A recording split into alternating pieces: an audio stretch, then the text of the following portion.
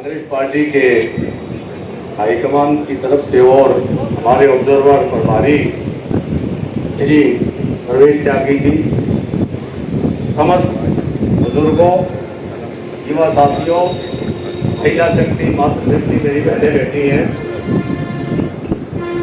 तो एक छोटे से नोटिस पर आपने यहाँ इस भाई को मान सम्मान दिया है। मैं तहे दिल से आपका सबका शुक्रगुजार हूँ, सबका धन्यवाद करता हूँ, अभिवादन करता हूँ। इसलिए काफी समय से हम एक दूसरे के साथ जुड़े हुए हैं, कई सालों से जुड़े हुए हैं, एक दूसरे को जानते हैं और एक परिवार की तरह हम रहते हैं। और निराश होकर भी कोई नहीं गया, पब्लिक बता दो भाई। तो आपका जब आप हमें संबोधित करेंगे तो आपके गले में भी आदर मान की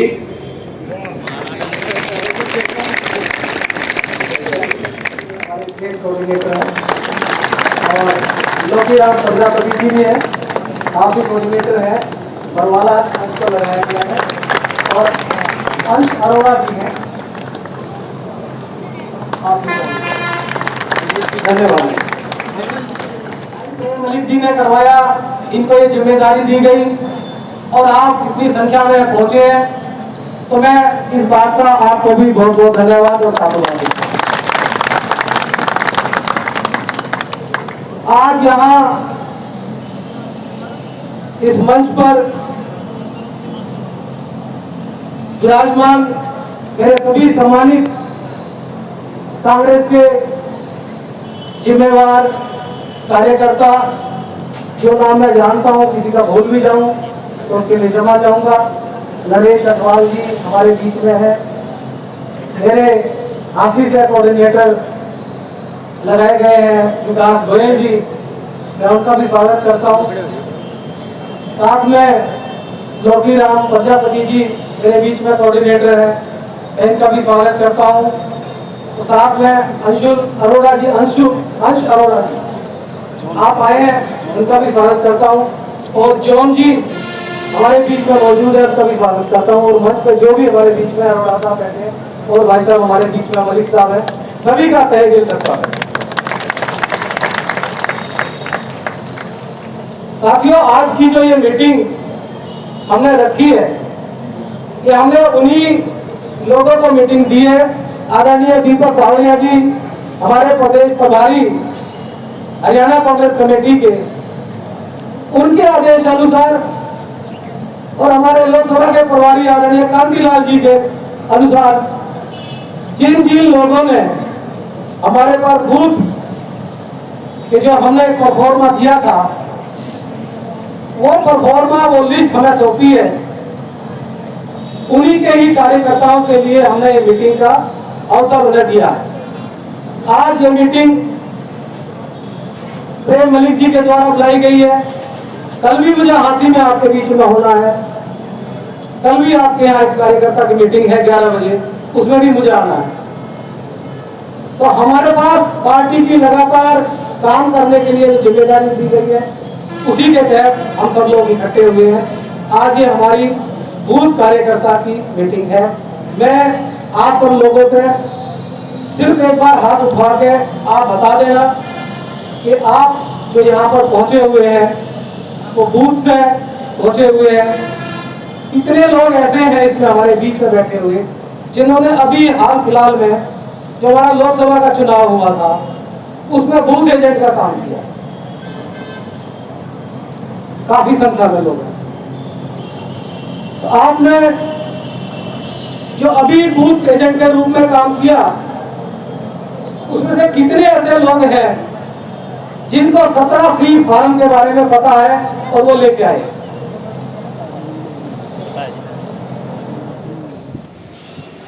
और जो इसको पहनाता है या जो पहनता है, दोनों को इसकी लाज भी रखनी पड़ती है। प्रतिनिधित्व देने की बात करिए तो सभी को ही प्रतिनिधित्व मिलेगा और सभी को देंगे। हमारा शीर्ष नेतृत्व तो किसी भी परिवार को, किसी समाज को, किसी बिरादरी को किसी समूह को छोड़ने वाला नहीं है। और बहुत जल्दी जब आपके सामने तस्वीर आएगी तो सब दिखाई देगी आप लोगों के बीच में, मैं भी रहूँगा और आप भी मेरे से त्यागी जी, क्वेश्चन आपका एग्जिट पोल क्या कहते हैं, कितनी सीटें ले जाएगा कांग्रेस, कितनी ले जाएगी? देखो आप ये तो एग्जिट पोल तो हम तो देते रहते देखो हैं एग्जिट पोल का तो काम मैं नहीं कर सकता, विदाउट बास्ट। नहीं ये एग्जिट पोल का काम मैं नहीं कर सकता, ये हमारे मीडिया के साथ ही आप लोगों का होता है, आप करते हो, बेहतर करते हो। आप कितने एस्पिरेंट हैं?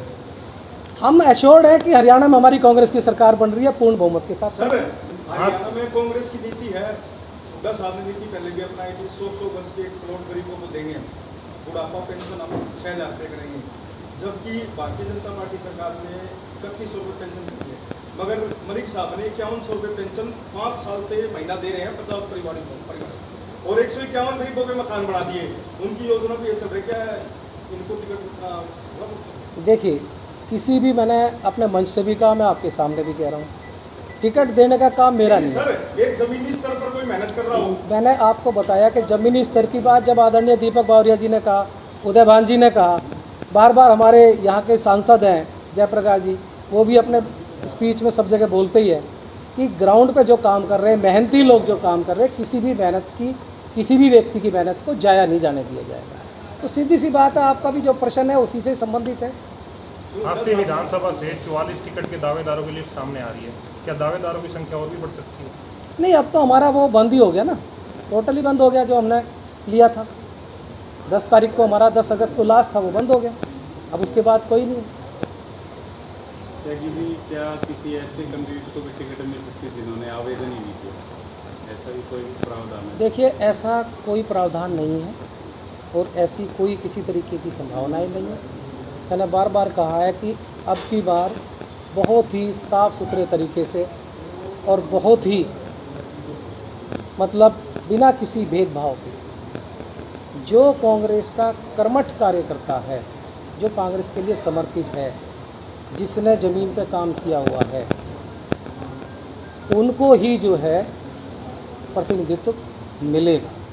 और साथ ही ये भी कहा है, हमारे शीर्ष नेतृत्व ने भी कहा है, हमारे आदरणीय दीपक बावरिया जी ने भी कहा है कि किसी भी मेहनती व्यक्ति को छोड़ा नहीं जाएगा, सभी को उनका उचित मान सम्मान उनको दिया जाए। क्या बीजेपी त्यागी जी उधार के सिंदूर से श्रृंगार कर रही है क्या? वो तो आप सबके सामने ही है, वो डेली आप बताइए। पूरी नहीं, वो तो आपको भी दिख रहा, मैं भी आपके चैनलों के माध्यम से देखता ही रहता हूँ डेली। उनके पास अपना क्या है, वो तो सारे के सारे हमारे, कभी किसी नेता को ईडी का डर दिखाते हैं, किसी को सीबीआई का डर दिखाते हैं, और डर दिखा दिखा के उनको तोड़ लेते हैं और फिर कहते हैं आ जाओ हमारी पार्टी में। जब वो उनकी पार्टी में चले जाते हैं तो वो सब धुल जाते हैं, जब वो दूसरी पार्टी में होते हैं तो सबके सब बेईमान होते हैं। बीजेपी के पास बहुत बड़ी लॉटरी है। वो तो आप लोग ही देख रहे हो, दिखा रहे हो। वो तो लॉन्ड्री में वहाँ जो भी जाता है धुल के बाहर आ जाता है, वो तो सुपर ऋण की चमकार बन जाता है वहाँ पे आके। सर कांग्रेस कब तक टिकट अनाउंस कर सकती है हरियाणा में? बहुत जल्दी करेंगे, जब भी कोई अंदाजा करें। बहुत जल्दी कर देगी, मैंने कहा ना। अभी जैसा हमारा 5 तारीख से नॉमिनेशन स्टार्ट होंगे और 12 तक हमारे नॉमिनेशन होने हैं, तो उसी बीच में ही जो है वो जल्दी हमारा शीर्ष नेतृत्व जो है लगा हुआ है मंथन पे, और जल्दी कर। आपका अनुभव बहुत है और आपने तो चुनाव भी बहुत देखे हैं और बड़े इलेक्शन भी देखी हैं, उस पर भी लड़े होंगे। पैराशूट से उतारने की एक रवायत है और एक ऐसी परंपरा है, क्या इस परंपरा को पैराशूट से कैंडिडेट से उतारने की इस बात खत्म कर दो, या वैसे वो रवायत? नहीं, वो देखो पिछले चुनाव में हमने देखा है। वो बिल्कुल आपका प्रश्न वाजिब है भाई साहब, तो मैं उस प्रश्न से कोई आपको वो नहीं कहूँगा, आपका प्रश्न वाजिब है, लेकिन समय समय पर हर चीज़ें बदलती हैं। अब मैं आपसे ही आप लोगों के बीच में से एक सवाल कर लेता हूँ, आप लोग डेली रिपोर्टिंग करते हो, क्या आज से पहले जो हमारे प्रभारी आए, क्या ऐसे प्रभारी आदरणीय दीपक बावरिया जी जैसे, या लोकसभा के प्रभारी हमारे कांतिलाल जी बावरिया जी जैसे आपने प्रभारी आपको देखने मिले जो पूरे साल से यही टिके हुए हैं, लगातार हम ज़मीन पर काम कर रहे हैं? ये आपके सामने ही स्पष्ट है, तो पैराशूट का कोई मतलब ही नहीं है अब इस बीच में। सर एक जैसे कांग्रेस के जो वरिष्ठ नेता हैं जयराम रमेश जी केंद्र में, उनके द्वारा एक एप्लीकेशन लगाई गई इलेक्शन कमीशन को हरियाणा की जो भर्ती है उनकी, तो उनको लेकर के बीजेपी का एक संघ के द्वारा एक नैरेटिव फैलाया जा रहा है, अभी कांग्रेस जो है वो भर्ती नहीं होने देती, तो युवाओं को आप क्या संदेश देना चाहते हैं? हम अपने युवाओं को यही संदेश देना चाहते हैं कि देखिए, हमने अपने संकल्प पत्र में भी कहा है कि युवाओं के प्रति, बेरोजगारी के प्रति जो आवाज़ लगातार आदरणीय राहुल गांधी जी संसद में उठा रहे, देश की सड़कों पर उठा रहे हैं, हरियाणा में हमारे हरियाणा के शीर्ष नेतृत्व उठा रहा है, तो हम तो सीधा जो है युवाओं के साथ हैं। ये इनका एक निरर्थक प्रयास है कि किसी तरीके से वोट बैंक को कैसे अपने फेवर में किया जाए, उसको भ्रम फैलाने की स्थिति है और कुछ नहीं। भर्तियों पे रोक तो नहीं लगाई है, पर प्रक्रिया पे रोक नहीं लगाई है, लेकिन उनके रिजल्ट पे तो रोक लगाई है चुनाव आयोग ने। वो देखिए, वो चुनाव आयोग की, जब एक बार बताइए, जब चुनाव आयोग ने एक आदर्श आचार संहिता लगाई है तो उसमें ऐसा तो नहीं है ना कि भाई किसी एक व्यक्ति विशेष को लिए लगाई है, सभी पार्टियों के लिए लगाई है। अगर कोई आज़ाद उम्मीदवार भी लड़ेगा तो उसके लिए भी लगाई है। तो मैं भी पालन कर रहा हूँ तो दूसरी पार्टी को भी पालन करना पड़ेगा उसमें।